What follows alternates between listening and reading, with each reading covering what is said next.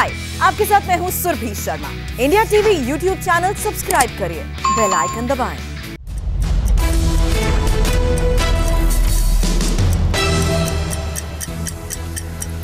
नमस्कार, मैं हुसैन रिजवी।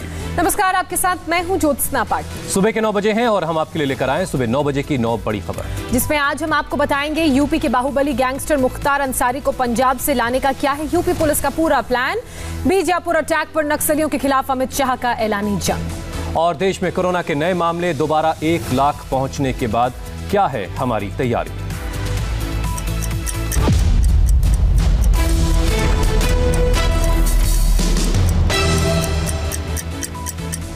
बाहुबली विधायक मुख्तार अंसारी को पंजाब की रोपड़ जेल से लाने की पूरी तैयारी हो चुकी है। यूपी के बांदा से पुलिस की एक टीम रवाना होने जा रही। करीब 100 पुलिस वाले और पीएसी की एक बटालियन रोपड़ जाएगी। पुलिस की इस टीम में तेज तर्रार पुलिस वालों को रखा गया। बांदा की पुलिस लाइन में आज सुबह पूरी फोर्स को जमा किया गया है। उन्हें जरूरी दिशा निर्देश दिए गए। इस टीम में 2 डिप्टी एसपी रैंक के पुलिस अधिकारी भी हैं। इस टीम के साथ जेल की गाड़ी और एम्बुलेंस होगी। साथ ही इसमें वज्र वाहन भी होगा जो जीपीएस से लेस होगा। यानी इस काफिले की एक-एक मूवमेंट को हेडक्वार्टर से ट्रैक किया जाएगा। इस पूरे मिशन को लेकर पूरी गोपनीयता रखी जा रही है। पुलिस के आला अफसर कुछ भी बताने को फिलहाल तैयार नहीं है। व्हील चेयर पर नौटंकी के साथ पंजाब में और कितने दिन खैर मनाता मुख्तार अंसारी। यूपी की कानून व्यवस्था का गुनहगार था, अब सजा भी यूपी की जेल में ही काटनी पड़ेगी। पूर्वांचल के इस मोस्ट वांटेड बाहुबली को वापस लाने के लिए यूपी पुलिस ने कुछ ऐसी चाक चौबंद तैयारी की है। 100 सिपाहियों के घेरे में सड़क के रास्ते लाया जाएगा मुख्तार अंसारी। यूपी पुलिस के इसी एक्शन से बचने के लिए मुख्तार अंसारी तमाम तरकीबें लगा रहा था। बीमारी का बहाना बनाकर जनवरी 2019 से ही पंजाब की रोपड़ जेल में वक्त काट रहा था, लेकिन अब जेल में मौज के दिन चले गए। मुख्तार अंसारी को पंजाब के रोपड़ की जेल से यूपी के बांदा लाया जाना है। रोपड़ से बांदा की दूरी करीब 880 किलोमीटर है और सड़क से इस दूरी को नापने में करीब 15 घंटे का समय लगता है। यूपी पुलिस ने गैंगस्टर से पॉलिटिशियन बने मुख्तार अंसारी की घर वापसी की फुल प्रूफ तैयारी की है। जो यहाँ से पूरा पुलिस टीम जाएगी, जाके उनको लेके आएगी, वो पर्याप्त सुरक्षा व्यवस्था के साथ उनको ले आया जाएगा। कल हम लोग यहाँ से टीम को रवाना कर देंगे, फिर वहाँ पहुँच के फिर अग्रिम कार्रवाई करते हैं। उम्मीद जताई जा रही है कि रोपड़ जेल आज शाम 6 बजे से पहले मुख्तार अंसारी को यूपी पुलिस के हवाले कर देगी। पंजाब सरकार ने यूपी पुलिस से पहले ही कह दिया है कि रोपड़ की जेल से बाहर कदम रखने के बाद सुरक्षा की सारी जिम्मेदारी यूपी पुलिस की ही होगी। पंजाब की जेल से यूपी लाए जाने से पहले मुख्तार अंसारी की निजी एम्बुलेंस चंडीगढ़ के पास लावारिस हालत में मिली है। मुख्तार अंसारी इसी एम्बुलेंस से रोपड़ की जेल में मोहाली कोर्ट में पेशी के लिए आया था। यूपी पुलिस अब इसकी भी जांच कर रही है। मुख्तार अंसारी की प्राइवेट एम्बुलेंस की पहली तस्वीर पिछले मार्च में ही वायरल हुई थी, जब रोपड़ की जेल में बंद मुख्तार कानून की धज्जियां उड़ाते हुए इस एम्बुलेंस में सवार होकर कोर्ट में पेशी के लिए आया था। वही एम्बुलेंस रविवार को चंडीगढ़ के पास नांगल हाईवे के पास कुछ ऐसी हालत में मिली है। मुख्तार अंसारी को जिस एम्बुलेंस के जरिए मोहाली कोर्ट में पेश किया गया था, अब यूपी पुलिस यहाँ पर पहुँच चुकी है और उसकी अब जांच यहाँ पर यूपी पुलिस जो है वो कर रही है। आप देख सकते हैं यहाँ पर कि ये जो है वो जांच कर रहे हैं। यहाँ पे बाकायदा उसके तमाम जानकारी जो है यहाँ पर ली जा रही है। यही जो पुलिस है, आप देख सकते हैं कि उत्तर प्रदेश पुलिस के बाकायदा अधिकारी जो है वो यहाँ पर मौजूद हैं। यूपी सरकार ने निजी एम्बुलेंस से मुख्तार की कोर्ट में पेशी को लेकर सवाल उठाया था। ये एम्बुलेंस यूपी के बाराबंकी में रजिस्टर्ड थी। यूपी पुलिस की जांच में ये सामने आया था कि एम्बुलेंस को डॉक्टर अलका राय के नाम पर फर्जी दस्तावेजों के साथ रजिस्टर कराया गया था। मामला सामने आने पर आरटीओ ने डॉक्टर अलका राय के खिलाफ बाराबंकी में धोखाधड़ी का केस दर्ज किया था। अलका राय के खिलाफ रिपोर्ट दर्ज होने के बाद रविवार को बाराबंकी पुलिस मऊ पहुंची और अलका राय से पूछताछ की। अब एम्बुलेंस भी यूपी पुलिस के कब्जे में है। रोपड़ में लावारिस हालत में पाए जाने के बाद रविवार को बाराबंकी पुलिस मौके पर पहुंची और एम्बुलेंस का जायजा लिया। अब एम्बुलेंस की बाकी मिस्ट्री मुख्तार अंसारी बताएगा जब वो यूपी की जेल में आएगा। इस वक्त की एक बड़ी खबर आपको बता दें, गृह मंत्री अमित शाह आज छत्तीसगढ़ जा रहे हैं। अमित शाह बीजापुर में हालात का जायजा लेंगे और शहीद जवानों को श्रद्धांजलि भी देंगे। नक्सली हमले में जो जवान जख्मी हुए हैं उनसे मुलाकात का कार्यक्रम भी है। वरिष्ठ सीआरपीएफ के अधिकारियों के साथ समीक्षा बैठक भी करेंगे। आपको बता दें कि बीजापुर में हुए नक्सली हमले में 22 जवान शहीद हुए थे और कई जवान घायल हुए थे, जिनका अलग अलग जगहों पर छत्तीसगढ़ इलाज चल रहा है।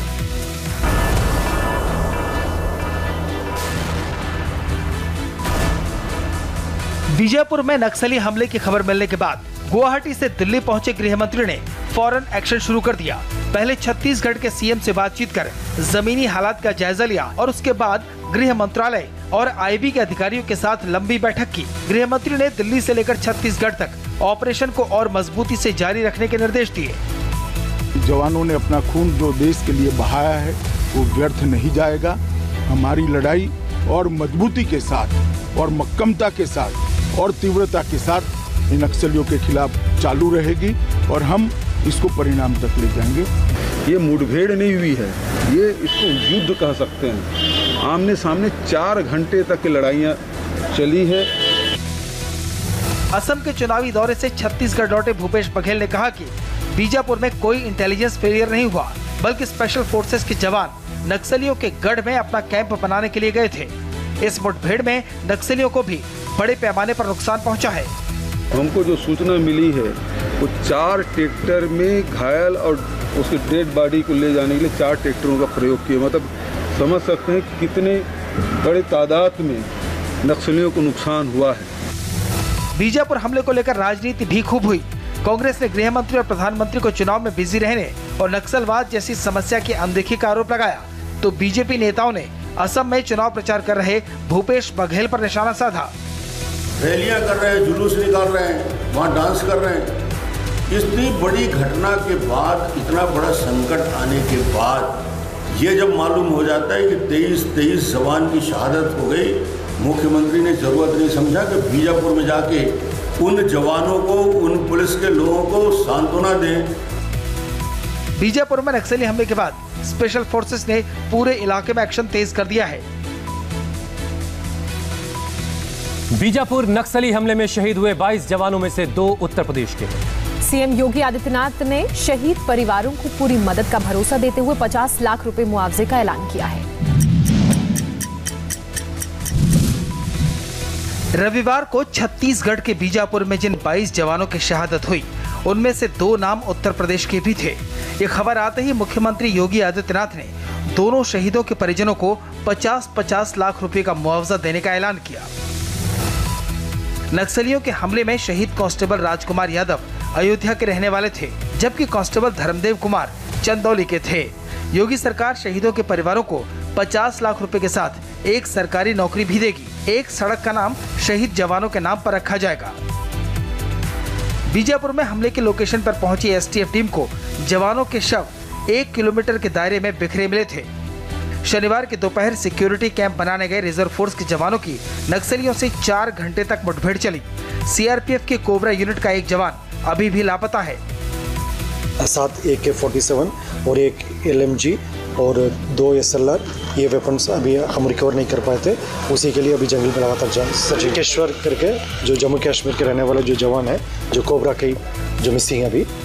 अब तक 22 जवानों के शव बरामद किए जा चुके हैं। 31 घायल जवानों का इलाज चल रहा है। पूरे इलाके में एसटीएफ का सर्च ऑपरेशन और नक्सलियों की धरपकड़ जारी है। और देश में कोरोना ने सारे रिकॉर्ड तोड़ दिए। पहली बार एक दिन में 1 लाख से ज्यादा मरीज सामने आए। पीएम मोदी ने कोरोना की खतरनाक होती दूसरी लहर को देखते हुए हाई लेवल मीटिंग की है। कोरोना का ग्राफ हर दिन नया रिकॉर्ड बना रहा है। भारत में ये पहली बार हुआ जब संक्रमित मरीजों की संख्या 1,03,000 के पार पहुंची और 24 घंटे में 477 लोगों की जान चली गई। डरने वाली बात यह है कि जिस वक्त देश में वैक्सीनेशन अभियान चल रहा है, उस वक्त भी एक्टिव मरीजों की संख्या 7,37,000 से ज्यादा है। कोरोना के खतरे के बीच पीएम मोदी को फौरन हाई लेवल मीटिंग बुलानी पड़ी, जिसमें कैबिनेट सचिव से लेकर स्वास्थ्य मंत्रालय के बड़े अधिकारी शामिल थे। पीएम ने उनसे कोरोना को लेकर लेटेस्ट जानकारी ली।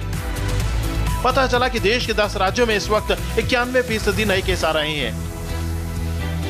इस मीटिंग में पीएम मोदी ने वैक्सीनेशन की रफ्तार के बारे में भी पूछा। अभी तक भारत में 7.5 करोड़ से ज्यादा वैक्सीन की डोज दी जा चुकी हैं। इनमें 6.5 करोड़ लोगों को एक ही डोज मिली है, जबकि 1 करोड़ से ज्यादा लोगों को दोनों डोज मिल चुकी हैं। देश के सबसे बुरे हालात महाराष्ट्र के हैं, जहां 15 दिनों में पूरे देश के 57% मरीज सामने आए हैं। महाराष्ट्र में पिछले 24 घंटे में रिकॉर्ड 57,000 लोगों में वायरस की पुष्टि हुई, जबकि 222 लोगों की मौत हो गई।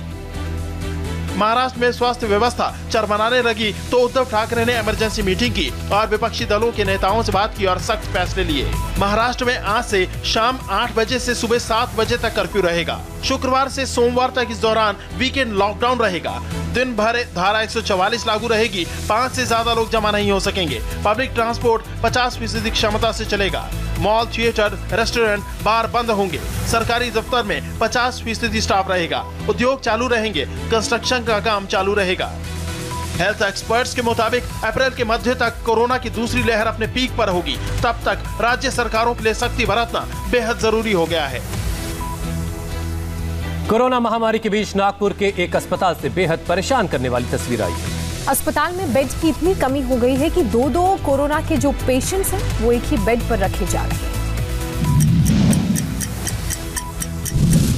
इस तस्वीर को ध्यान से देखिए। तस्वीरें आपको परेशान कर सकती हैं, लेकिन ये कड़वा सच है नागपुर के जीएमसी अस्पताल का। नागपुर में कोरोना के इतने मरीज आ रहे हैं कि अस्पतालों में बेड की कमी है, ऑक्सीजन की भारी किल्लत है। वहीं सोशल मीडिया में वायरल इन तस्वीरों को लेकर नागपुर के जीएमसी अस्पताल के मेडिकल सुपरिटेंडेंट ने जो कहा वो और भी चौंकाने वाला है। ये सब डिस्ट्रिक्ट के इक्वेशन यहाँ आती है। कुछ भी कहीं पे भी सीरियस हुआ कि वहाँ सीरियस ज़्यादा होने के पहले भी इधर भेज देते सब पेशेंट। और उसके साथ साथ सिर्फ नागपुर, ये महाराष्ट्र के बाहर भी छत्तीसगढ़ से पेशेंट आते हैं, एमपी से पेशेंट आते हैं। नागपुर में हर दिन के साथ मौत का आंकड़ा बढ़ता ही जा रहा है, जिससे हालात अभी और बिगड़ सकते हैं। नागपुर में पिछले 24 घंटे में 4110 नए केस सामने आए और 62 लोगों की मौत हुई। कल नागपुर में 3720 मरीज सामने आए थे और 47 लोगों की जान गई। 2 अप्रैल को 4108 मरीज सामने आए और 61 मरीजों की मौत हुई। 1 अप्रैल को 3630 मरीज सामने आए और 60 लोगों की मौत हुई। नागपुर में बेकाबू होते हालात को देखते हुए महाराष्ट्र के गृह मंत्री अनिल देशमुख ने अधिकारियों से बात की और अस्पतालों में बेड की संख्या बढ़ाने के निर्देश दिए। कोरोना का प्रकोप देश के बाकी हिस्सों में भी लगातार बढ़ता जा रहा है और इसे देखते हुए राज्य सरकारों ने कोरोना गाइडलाइन सख्ती से लागू करने की शुरुआत कर दी है।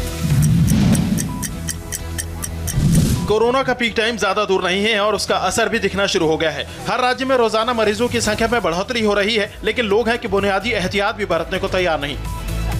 दिल्ली के सरोजनी नगर मार्केट में शॉपिंग के लिए उमड़ने वाली भीड़ बिना 2 गज की दूरी और मास्क के घूमती नजर आ रही है। दिल्ली पुलिस ने कोरोना के बढ़ते केस के मद्देनजर स्पेशल ड्राइव शुरू की है। कोविड नियमों का उल्लंघन करने वाले रेस्टोरेंट और होटलों के चालान काटे जा रहे हैं। दिल्ली बंगाल में तीसरे चरण की वोटिंग की तैयारियों के साथ चौथे चरण का चुनाव प्रचार भी चरम पर है। बंगाल के चुनावी मैदान में आज बीजेपी की तरफ से जेपी नड्डा कमान संभालेंगे तो टीएमसी की तरफ से अभिषेक बनर्जी और जया बच्चन की रैलियां होंगी। तीसरे चरण का प्रचार थमने के बाद सभी पार्टियों की नजर चौथे चरण की 44 सीटों पर लगी है।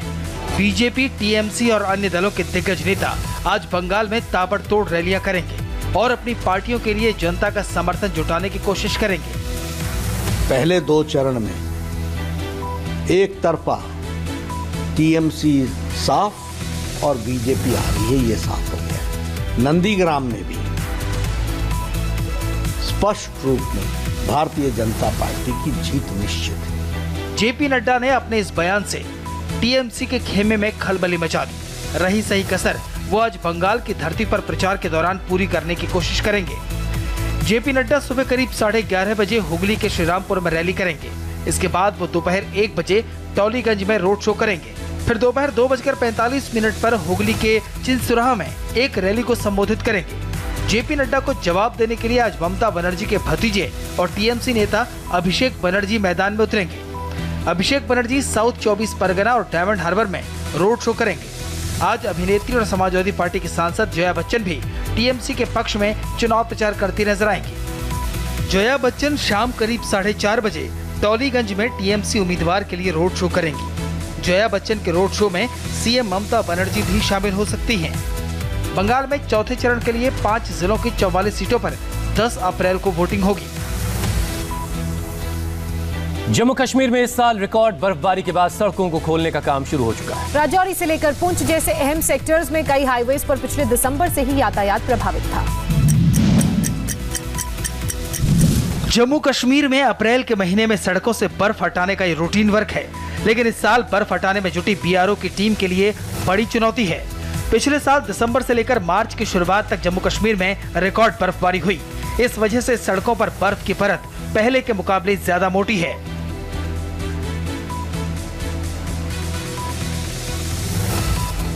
पुंछ का मुगल रोड उसी मशक्कत की मिसाल है। भारी बर्फबारी की वजह से पिछले दिसंबर से ही यह ट्रैफिक बंद है। रोड से बर्फ हटाने के निर्देश यहां मार्च के शुरू में ही दिए जा चुके थे, लेकिन बर्फ की मोटी चादर की वजह से ये मुमकिन नहीं हो पा रहा था। अब स्नो कटर और जेसीबी की मदद से बर्फ हटाने का काम जोर शोर से चल रहा है। अप्रैल के बाद से जम्मू कश्मीर में सैलानियों का तांता भी बढ़ जाता है, लिहाजा सड़कों से बर्फ हटाने का काम उससे पहले पूरा करना बड़ा टास्क है। हाय, आई एम सुरभि शर्मा। खबरों से अपडेट रहने के लिए India TV YouTube channel subscribe करिए, साथ में बेल आइकन जरूर दबाएं। जुड़े रहें इंडिया टीवी के साथ।